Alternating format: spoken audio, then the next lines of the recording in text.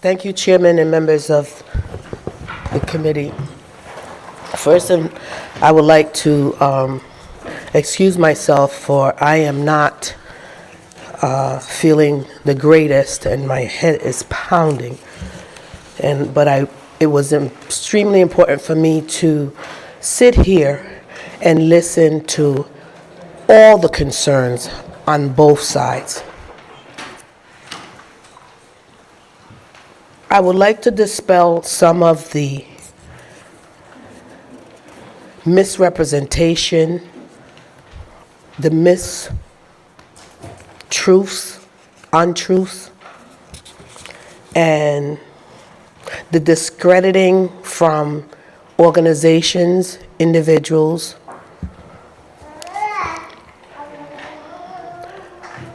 This is not H 5125 is not in any way perfect. However, it is certainly a fresh approach out of eyes from a community that has been so long and often removed, ignored, not counted. The Mayor of Providence spoke briefly on that. In our community, we are faced with many things that the larger privileged community is not. 5125 is in no way, shape, or form a popularity contest. By virtue of 5127 obtaining 39 signatures, one being my own, and 5125 only having 5, does not mean that it does not have the support of any of those other 39 that signed on to 5127. So as far as it being a popularity contest, it's not. It's a fresh, brand spanking new approach. Nor is it in any way, shape, or form a directive from or of the speaker to discredit sponsors of 5127, not in any way, shape, or form. I am the voice of many voiceless. As I mentioned, for far too long, our community is excluded, not listened to, not invited to participate in many of the decisions that will also affect us.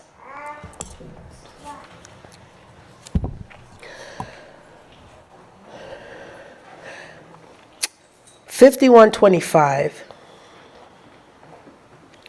is an inclusive approach. Its approach is to protect the rights of women, the women's rights, and its reproductive freedom. It also codifies laws that's been on the books for far too long and are unconstitutional. It also plays an important part of inclusiveness, and it updates the opportunity for others, such as grandparents and adult sibling, to have a role. Let me just share something with you.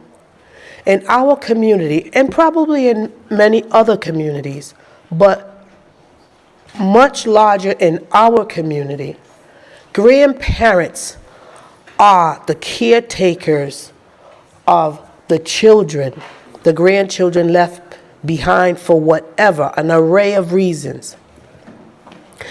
Therefore, they too should be considered, be given the right and the opportunity to make decisions for a minor child that may have gotten themselves in a situation.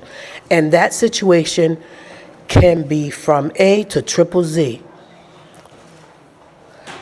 The same thing with an adult sibling for which a minor child or children are living with them. They're under their care. They too should have that parental consent and right on behalf of that minor child. Those are facts that occurs in our community. We are our keepers. Our experience with many legislation that's been brought before this legislative body, it is believed that one size fits all. It's believed in this instances that many household is a two-parent household. It is believed that those that find themselves in a bad situation can afford it. But it's not always the case everywhere. Again, one size does not fit all.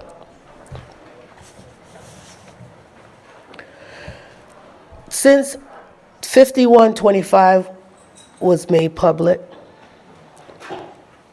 the criticism, the harassment has been beyond acceptable. But I keep an open mind because of the fact that, see, the bill is imperfect. 5125 is not perfect.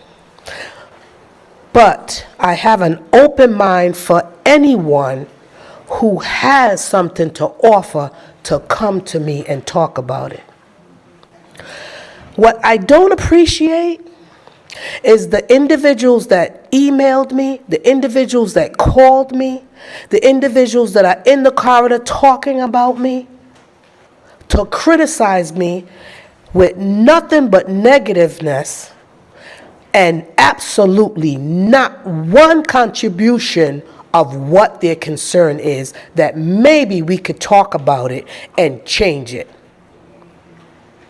So when you talk about choice, I am 100% woman. And I'm sitting, expressing to each and every one of you that I did it, I stand by it, and I will go on the highest mountain to sing about it. That it's not ill-conceived. It is about a woman deserving the right of privacy and the right of reproductive freedom. And the bottom line is, everybody has to answer to somebody sometime. But before you assume, and that's the disrespect that I don't appreciate, before you assume, learn the facts. You cannot tell me better than I can tell you about what it is to walk in my shoe. You cannot. And you cannot come here and tell me that you have provided services and the services are there for everybody, because that is not true. That is not true.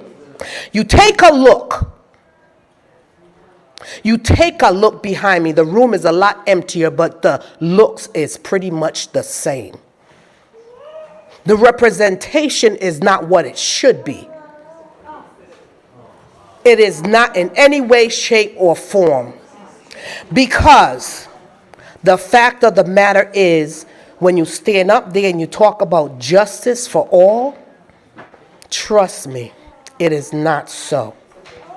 When I bring it to your attention, whether it's just to my colleagues that I'm before or the audience that have called me and threatened me, They see it the way they want to see it. Status quo. We are less than. We don't matter until you need us. You find us, you look for us, and you bring us. But when we need, we got to find our way. And that way may be making the decision of aborting or not.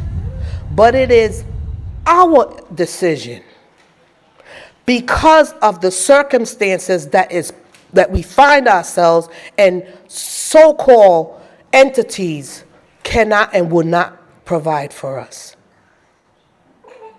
I can show you a picture that I brought to the attention to the Attorney General in a neighborhood of a lynching simply because someone that looked like me moved into the neighborhood right here. But I can also tell you that a couple of those individuals are right here talking about how life is precious. And I agree 100%. All life is precious. Status quo, 5127 is, to me, exactly that. Is it perfect? No. It has been repeated over and over and over and over. The environment in Washington, D.C. is such that Rhode Island is a after-the-fact state as far as I'm concerned. We react after it has happened. We are not certain what's going to happen, but I'm pretty sure that if we don't do something, we're going to be up the creek without a paddle. Think about the unwanted, abused, neglected, and hungry children that we have right now in the state of Rhode Island. Think about them. I would like to know what efforts, what fundraisers, what organization, what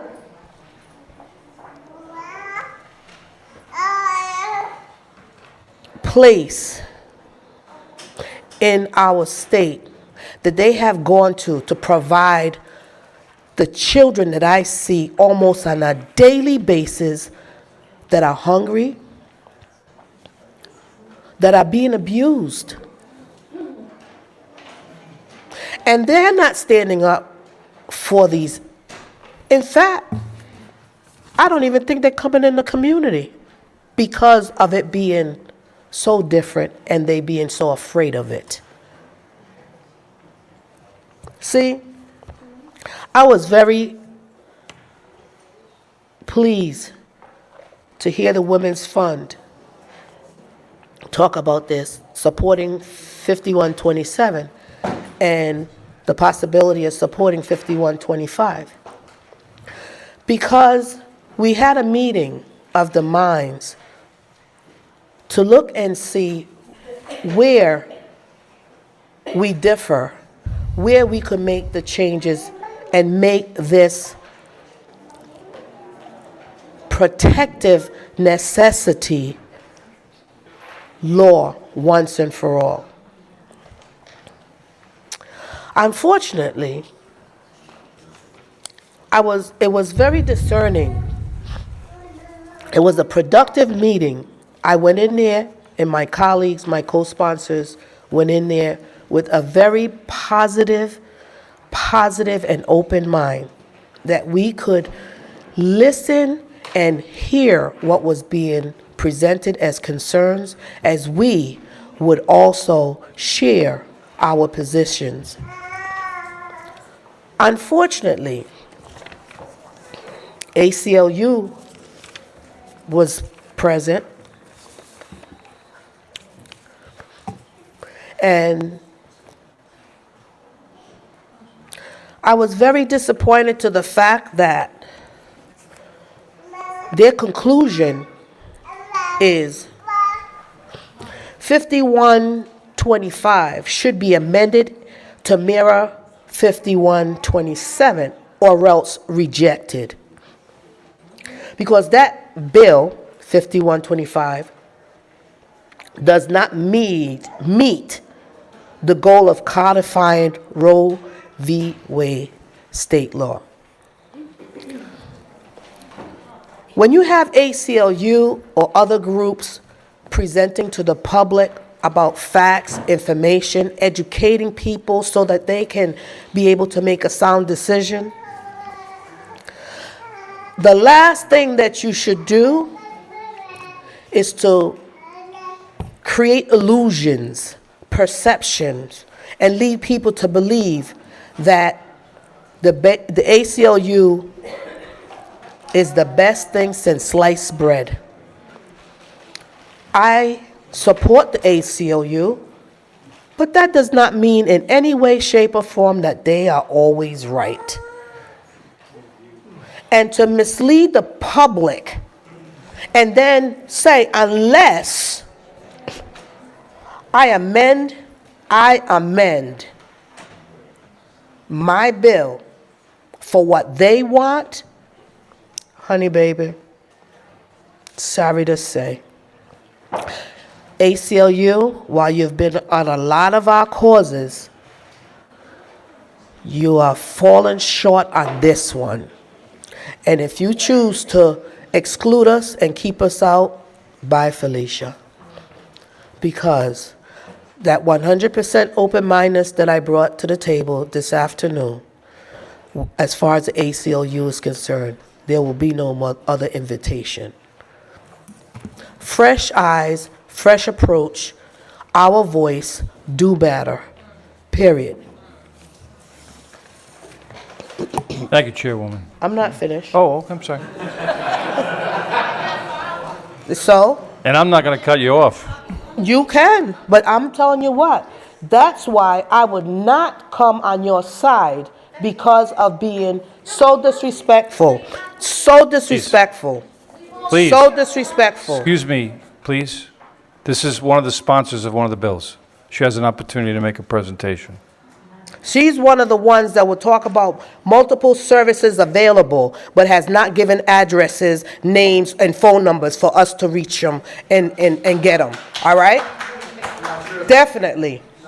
Yeah, all right. Whatever their circumstances, they don't look like me. Before they're served, they too need to learn the facts. Before they judge, they need to ask themselves why.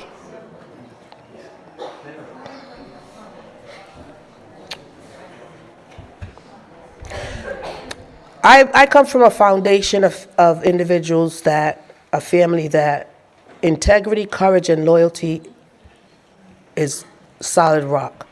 I also serve with several strong women, Barbara Burlingame, Nancy Benoit, Sandy Barone, Mirth York, Edith Agello,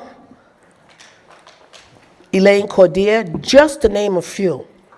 When it came to women's issues in this chamber, in this state, these women, all of us together, were shrewd. They knew. All of them didn't like each other, but hello, I got one right behind me, okay? But they were shrewd enough to identify the situation and tackle the situation and bring it home and accomplish it. Unfortunately, that strength has left. But I will stand here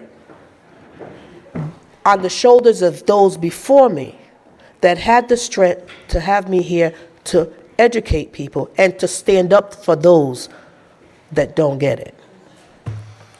I can go on because I tell you, with people like this behind me, with people like these two women behind me, that's exactly why individuals like me do not trust that they would, in fact, bring us and show us why we should not have abortions. Individuals like these two women back there, okay? Because of these Please. two women, I would definitely stand firmly that because of what they're bringing up, trust, not at all. I'm not going to tolerate people in the audience speaking at any time during a person's testimony. Okay? I'm not. We have to have some decorum and order. This is a legislative proceeding. Proceed. Thank you, Chairman. Thank you for the opportunity of being able to express my opinion and identify individuals that this is a perfect example. Okay, thank you. Yes, Doc. Representative Williams, you and I may have some differing opinions about the legislation, but I respect your opinion to come before this committee and express it. And I'm sorry that you had to go under some disorder and some incivility tonight. This is, as Chairman Craven said, this is a legislative hearing. And there's more than a modicum of respect and order that should be conducted in that hearing. And that the individuals who've had the pleasure, honor, or experience to be sitting in this room listening to this testimony should realize that there's a matter of decorum here that should be maintained. No matter what side you're on, order has to be maintained and respect has to be maintained. So, I thank you for your testimony and your sincerity. I thank you, Chairman, and I need to point out that while you and I are both on opposite sides of this issue, you have always maintained your respect for me, and you have always approached me and asked if we can talk about the matters, and it's always been an opportunity for both of us to do it. So it's not about me not appreciating those that are on the opposite side of the argument. It's about us being civil to each other.